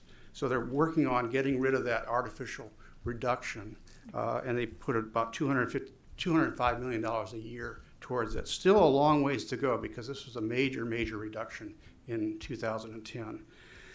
Consolidating the at-risk and prevention intervention and adding funding, which is great for our school division, $186 million a year statewide. Teacher pay raises, providing a 3% state share for covered staff at about $225 million a year. And they did complete the re-benchmarking, which is done during the budget session every year, and added about $480 million a year through re-benchmarking. And they also provided some specific funding for Newport News Public Schools by way of school security enhancements. So we're pleased with the progress they made, but there's still a lot to do when looking at this JLARC report. And so moving forward, plenty to be done, and it kind of shown on this slide. One of the main reasons for the imbalance between the number of people actually working in our schools and the number funded by the current standards of quality was that reduction in support staff. And as this slide shows, it's really small, and I apologize for that. The graphic on it shows that actual staffing across Virginia schools is 51% higher than what the state formula actually assumes and pays for. So there you go with that. If it was a state formula recognizing all these people that actually work in our schools that we pay for through local tax dollars, again, we'd probably be having somewhere around $50 million more per year for Newport News alone. So the JLARC Joint Subcommittee is looking at this, and it will be probably the major issue in public education this year. And we're lucky to have our own Senator Mamie Locke chairing that subcommittee, or that joint committee. And they are working now to prioritize funding items prior to the session, and they meet again on December 9th. And I know that Dr. Mitchell had a great chance to sit with Senator Locke and talk to her about some of these things not too long ago at a conference. And so they're hearing our voices, and hopefully they will be able to prioritize some things for us this year. Positive fiscal outlook. I put up here that there's a lot to do in terms of a lot of money that would take to actually address all of the JLR things. The good news is Virginia right now has announced a surplus of about $1.2 billion. There's some other reports out there that's showing that there's about another $2.5 billion in additional tax revenue coming for the upcoming year. So that would make almost $4 billion in new money that the General Assembly has to look at in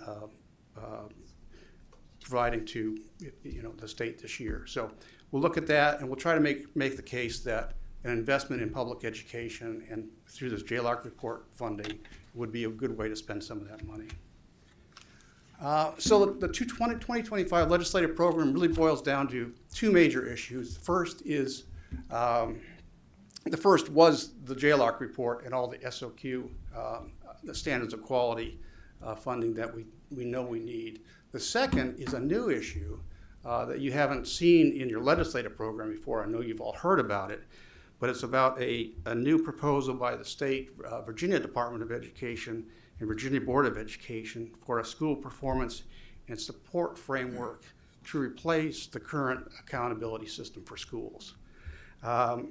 This really came out late summer, early fall, when we started getting word on what it would actually look like. And unfortunately, it doesn't hasn't really gotten a lot of support from educators around the state for a number of reasons. One thing it doesn't do is it does not maintain the growth measures that were so important that we worked on trying to get the state to recognize not just did you make the cut, but how far did you grow this year? And I think you saw some of your schools recognize this year because of growth. That's right. And that's an important thing to continue doing. So we'd like to advocate for the state to delay implementing the school performance program to look at growth measures, make sure that they're included and not pushed aside. To maintain ELL support, English language learner support. Previously or currently, English language learners have people who have come to our country and are brand new in the country and the school systems have 11 semesters before they have to take the SOL tests. The new plan would bring that down to 3 semesters. So that's a big change. We'd like to look at what does that really mean. We'd also like to provide the state to provide a way to have a parallel system implementation. In other words, use the system we're using now and use the system that they want to bring in at the same time for at least 1 year. That was done several years ago, and it did show a lot of the problems that were with the new system, just bugs that had to be worked out. But by doing a parallel system, they were able to see, just how much was changing and where it was changing. And lastly, identify the funding supports that are going to be needed for this. If we need to get our ELL students ready in 3 semesters, what kind of funding do we need? What kind of teachers do we need? What kind of extra supports do we need? So those things all kind of have come together to say we'd like to advocate for a delay in this until the 2026-2027 school year. So that would be the new position here. Now we have several continuing positions, raise teacher pay to the national average or above. I don't need to talk to you about how important that is. We're still way behind other states in terms of our prosperity in Virginia, but what we actually pay for our teachers.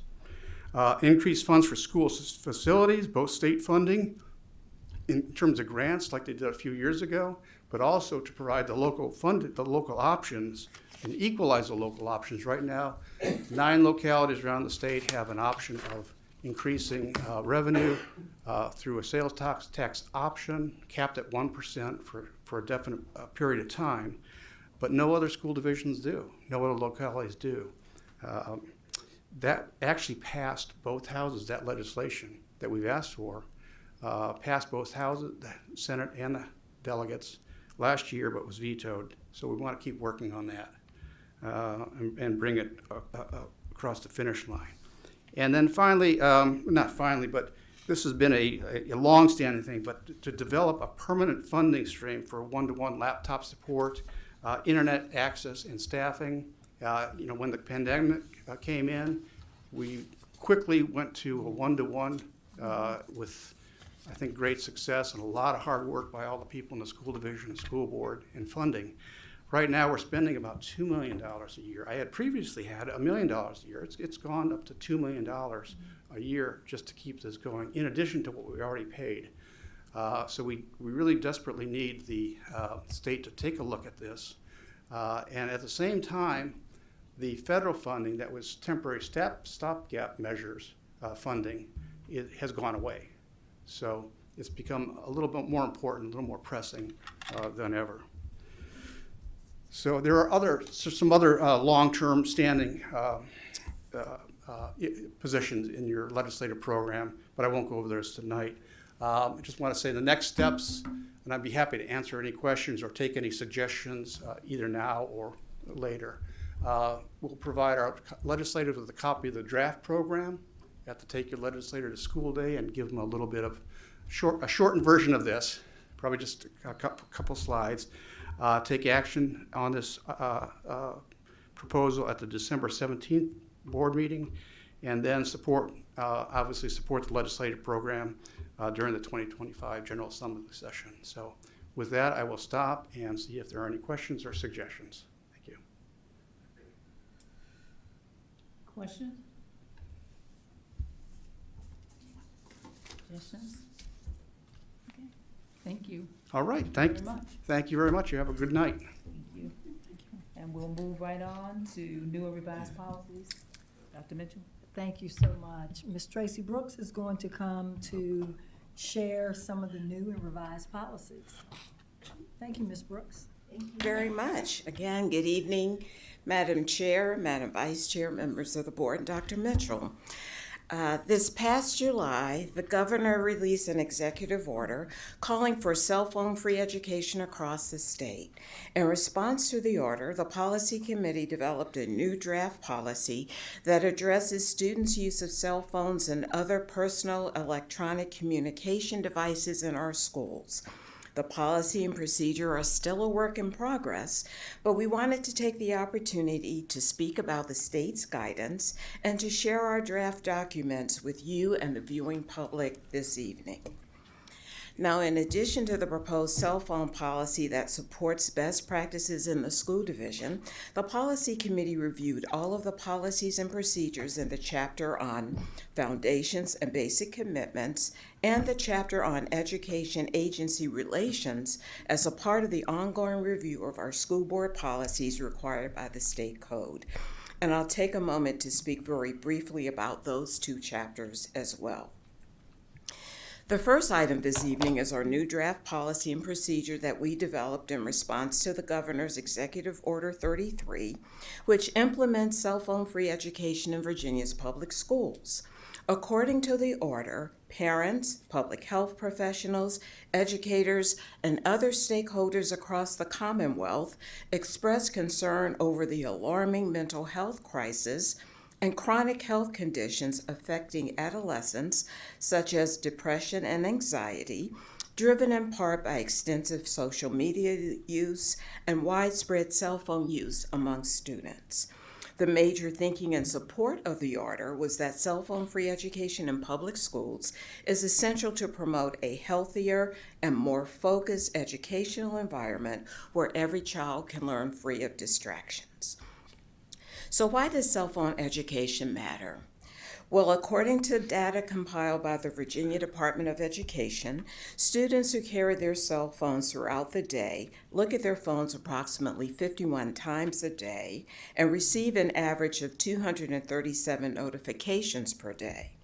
In 2022, 2/3 of students in this country reported being distracted by using digital devices, and about 54% said that they were distracted by other students using their devices as well. And while students spend an average of 4.8 hours a day on social media, recent studies indicate that spending more than 3 hours per day on social media doubles the risk of poor mental health for adolescents. So based on those data points and others in the Virginia Departments of Education research, cell phone-free education will benefit our students by, 1, providing them with distraction-free learning in their classrooms, creating more focused learning time where teachers can provide instruction without managing distractions from cell phones and other devices. Second, by focusing student instructional experiences on engagement and in-person learning. Third, by allowing students to develop critical communication skills. Fourth, by encouraging opportunities for students to develop authentic in-person relationships during non-structured learning times. And fifth, by improving students' mental health by reducing stress and anxiety caused by feeling the need to respond to social media notifications throughout the day. Now, before talking more about the new state guidance, I would like to review our current policy, which served as a starting point for our work. So presently, elementary and middle school students must keep cell phones and other two-way communication devices, such as smartwatches, off during regular school hours and may use them after school dismissal. The middle school motto is off and away for the day. High school students must keep cell phones and other two-way communication devices off during regular school hours, but are permitted to use their devices during lunchtime and after school dismissal. Cell phones and other two-way communication devices must be stored during the instructional day in students' backpacks, pockets, or may be worn in the case of smart watches. So over the past couple of months, we've been sharing information from the Virginia Department of Education's recent guidance, ensuring that the use of cell phones and other personal communication devices does not interfere with teaching and learning or with maintaining a safe and orderly environment during the school day. Now, our current cell phone policy is consistent for the most part with the state guidance, but there are a few changes that we are proposing for greater alignment.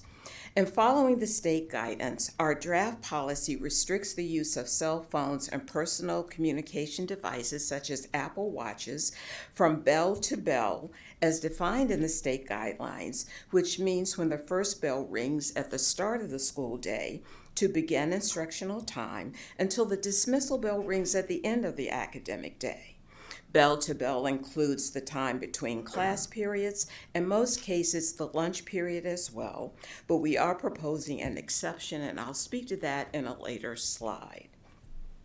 In our new policy, personal electronic communication device means any personal device capable of connecting to a smartphone, the internet, or a cellular or Wi-Fi network.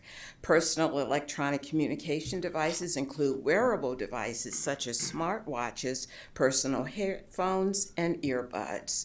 Also, for all students, cell phones and electronic communication devices must be stored during the instructional day. In our new draft policy, stored means that a cell phone must be kept in the student's backpack and not carried on the student's person, in the student's pocket, or worn on the student's wrist. Now, our school division's draft procedure to the policy outlines its implementation by level. So this is our new procedure that we are proposing. In elementary school, students will not use cell phones or other personal devices from the opening bell to the dismissal bell during the school day. Students may use devices during after-school activities under the supervision of the teacher or activity sponsor. In middle schools, students will not have a cell phone or other personal electronic communication device during the bell-to-bell school day. They may use cell phones during after-school activities, including off-site school-sponsored or athletic events. The rules for high school students are similar to those for middle school. However, high school students will be allowed to use cell phones and other devices during their lunch period, which is different from the state guidance. The exception was recommended in response to input from senior staff, principals, and students in support of developing students' digital citizenship. For example, our career-ready students may have rules about specific times for cell phone use in their future workplaces, and this will prepare them in learning how to plan accordingly. Allowing cell phone use at lunchtime also provides an opportunity for high school students who are currently working to connect to their jobs if needed. And on a personal note, it allows students the opportunity to manage their responsibilities, from doctor's appointments to last-minute arrangements to pick up a sibling, just for an example. And while our high school administrators believe that we currently have adequate staff coverage for lunch periods, if lunchtime is included in the bell-to-bell time period, they anticipate the need for additional staff in high school cafeterias for monitoring purposes. And as mentioned before, cell phones and personal electronic devices must be kept in a student's backpack and not carried on the student's person, not in the student's pocket, not worn on the student's wrist or around the student's neck for headphones or earbuds. Now, when the Department of Education conducted public hearings across the state informing the new guidance, concerns were expressed about students not being able to use their cell phones and other personal electronic communication devices for medical needs. So in alignment with the state guidance, our policy proposal allows exemptions for students' medical needs, which must be documented specifically in the student's individual education plan or IEP, a 504 plan, an individualized health care plan, or in a limited English proficiency plan for students with a documented language barrier. So in coming weeks, the school division will continue to inform students, staff, and families about this new cell phone policy, which has an effective date across the state of January 2025. So in terms of our next steps, we will disseminate the proposed policy and procedure in Newslines, which is our electronic communication to families, explaining the why behind the policy changes. We will create internal and external communication campaigns to message the policy approved by the school board, and we will work with school leaders on implementing the policy in their buildings, and then we will monitor the policy and procedure for consistent implementation. Next, I would like to speak to the Policy Committee's ongoing policy chapter review process, which included the policies and procedures in 2 chapters. The first chapter was on foundations and basic commitments, which affirms the school board's philosophical commitments through its policies that support academic success, school safety, non-discrimination, drug and tobacco-free schools, student and staff wellness, and other areas. The second chapter on education agency relations addresses the school board's relationships with other school divisions, state and federal agencies, colleges and universities, and public charter schools. The policies and procedures in these 2 chapters are posted on Board Docs for review, and most of the revisions that the committee made to these policies were minor edits to update and streamline the policy language, to increase alignment with the state code, to reflect current practices, to reduce redundancy, or to make changes to staff position titles. So in terms of our next steps, the new and revised policies, including the cell phone policy and the 2 policy chapters that I just mentioned, will come before the school board for action at your December 17th meeting. And once approved, the new and revised policies and procedures will be posted on our school division websites and Newslines and disseminated to schools and public libraries. So this concludes my report this evening. Mr. Wallen and I will be happy to respond to your questions and to note your suggestions. Thank you. Thank you. Board members? Questions? Questions or comments? I think I would just encourage the community, not necessarily a question for you, but encourage the community to look at the draft cell phone policy, really think through it. You noted there is that difference of lunch, so really think through that and give us your feedback. Great, thank you. I have one question. Yes. Is there going to be a survey or something regarding the parents? Right. We had discussed having a survey to get feedback from the parents, and it's either a survey or proposing our draft, but we are going to solicit their input before moving forward. So, yes, we will be providing that vehicle. Yes. Thank you. No other questions? Okay. Great. Thank you. Thank you. Moving on, let's see. 5.03, attendance reports, 5.04, membership reports, and 5.05, construction report. Board members, you have received a copy of this report. Are there any questions? Okay. Hearing none, we'll move on to item 5.06, comments by the superintendent, Dr. Mitchell. Good evening and thank you. Last week was NNPS Proud Week. I extended a sincere thank you to all schools and work sites that participated in this campaign to highlight the incredible work and accomplishments that are happening in every classroom and in every department throughout this great school division.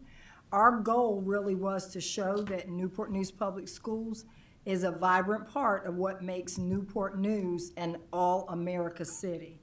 I encourage students, families, staff, and the community to get involved, and you most certainly did. You shared your photos, your videos, and NNPS Proud shout-outs with us on social media. Again, thank you for sharing the great things that are happening here in Newport News Public Schools that make this a smart place to learn and work. Last Friday, Newport News Public Schools hosted a site visit for the Department of Defense education activity, which awarded our school division a grant to expand our dual language immersion program. And you know we are very proud of our dual language immersion program. We had the privilege of hosting over 100 participants from the DODEA Community of Practice Conference, representing various regions across the country. After a brief overview of our program, our guests visited Watkins Early Childhood Center and Katherine Johnson Elementary School for classroom observations, innovative instruction, and demonstrations of virtual reality in world language instruction. A big thank you to our teaching and learning and our world language teams for a very successful site visit. The Youth Development Department presented its 5th annual More Than a Princess Girls Empowerment Conference, which was held on November the 8th and 9th at Woodside High School. On opening night, students in grades 3 through 12 participated in a high-energy, empowered rally with performances, music, and giveaways. The young ladies also had a chance to network with female champions from across the region. Saturday's event included an opening session on personal branding, body image, and the impact of social media on mental health, empowerment workshops on positive self-image, navigating relationships, financial literacy, and interviewing skills, and activities fair that included STEM activities were sponsored by Brooks Crossing Innovation Labs. Special thank you to the Youth Development Team, and we have their director here in the back. Thank you, Ms. Bridget Adams, for coordinating another great empowerment event. Lots of good things are continuing to happen. 10 first LEGO League robotics teams from Newport News Public Schools competed in the regional qualifier on November the 9th at Crittenton Middle School. With 10 teams, we had the most participants. Congratulations to the team from Newsom Park Elementary School, who earned the Core Values Award, and the team from McIntosh Elementary School, who was recognized with the Judges Award. Teams representing Carver, Deer Park, Discovery STEM Academy, General Stanford, Yates, Crittenton, Gildersleeve, and Booker T also competed. I also want to give a big shout out to our high school student athletes for a great fall season. Congratulations to our regional champs, the Heritage High School boys volleyball team, the Menchville High golf team, and the Menchville High girls volleyball team. All of our football teams made it to the regional playoffs last week: Denby, Heritage, Menchville, Warwick, and Woodside. And I know, pretty impressive, right? And the regional semifinals will be held this week. In Class 5, Region B, Warwick High School will face Maury at Powhatan Field on Friday night, November 22nd at 7 p.m. I will close out by reminding all families that schools will be closed for students on Wednesday through Friday, November 27th through the 29th. All offices will be open on a half-day schedule on Wednesday, November 27th. Please spend some time with your family and friends, relax, and rejuvenate. Have a happy and safe Thanksgiving break. That concludes my comments. Thank you, Dr. Mitchell. We will now move on to item 6, another opportunity to hear from the public. Ms. Buffalo, are there any cards? No, ma'am. All right, moving right along. We will move to agenda item matters by the school board. Matters by the school board, and we will begin with our student representative. Good evening. I just wanted to share that the Superintendent Student Advisory Group met for the first time a few weeks ago, and we had the opportunity to share our thoughts about the draft cell phone policy through an activity that was facilitated by Ella Fitzgerald Principal Dr. Ransome and Woodside Principal Dr. Hardesty. We had a great discussion, and we look forward to seeing the final policy that the board approves. I'm also looking forward to attending the student representative to the school board session tomorrow during the Virginia School Board Association's annual convention. Thank you, and have a great evening. Thank you. All right, it's exciting. We'll see you there. We'll see you tomorrow. So we'll move right along. We'll just come right on down we'll begin with you, Mr. Brown. Okay. Well, congratulations. It has been 5 years, but I see that we have finally gotten through the last chapter of the policy manual. well, by next month in December, we'll have voted on the last chapter. So it took us 5 years, but we made it through. And then now it's time to start it all over again. But it was great that we embarked on this and made the commitment 5 years ago. So I want to say hats off to the board. Appreciate the commitment for that work, which is, I think, really important work that we're doing, because that's the policies are what we say to express what our values are to both the students and the public. So I appreciate that important work. Second thing I wanted to mention tonight, just pivoting over to a completely different topic, talk about concussions, which is near and dear to my heart, because I've been watching, and this is no particular comment on any coaches, but just watching this generation of athletes and the players, and looking at a lot of games and watching how they fall. And what I'm noticing is that young people in this generation simply have not learned how to fall. And learning to fall is an actual physical skill. It is actually something important to learn. It's something that you learn when you play. So I think it's a consequence of kids play less. They're doing a lot more organized activities as opposed to more general play, and then physical education in general. So then they're not learning to fall. And the evidence of that is if you watch, because I sit and I watch even NFL players, their heads are slapping onto the turf. And you want to say that helmet protects your head, but it's not an invincibility shield.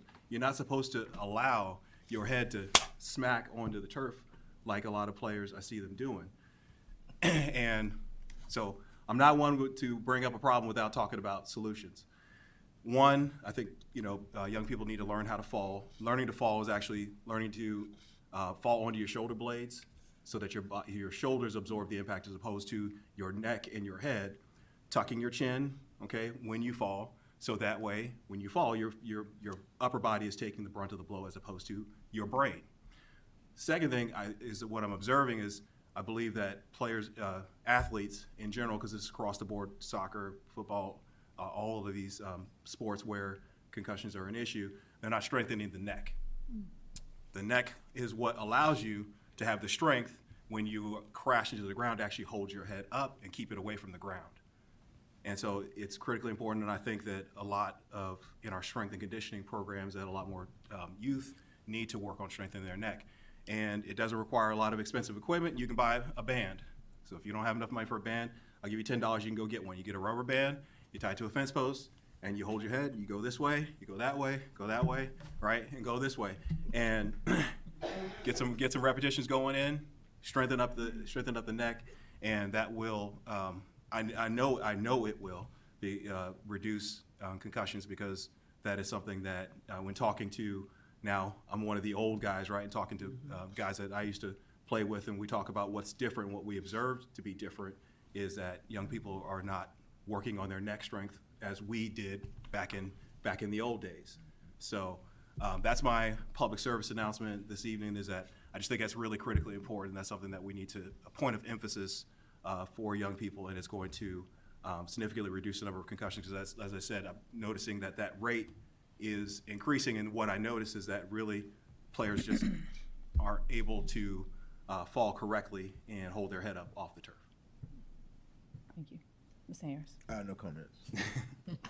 Mr. Hunter? No comment. Ms. Amon? Thank you. I'll be very brief. I just want to tell everyone to enjoy the break next week, get some rest, spend some time with your family, and then we'll come back for a few more weeks before the holiday break. All right. And I just want to say I'm proud of all the schools that were presented today in terms of growth, and we want to recognize growth each and every school. And I can promise you, even schools that weren't here, they have growth in their data.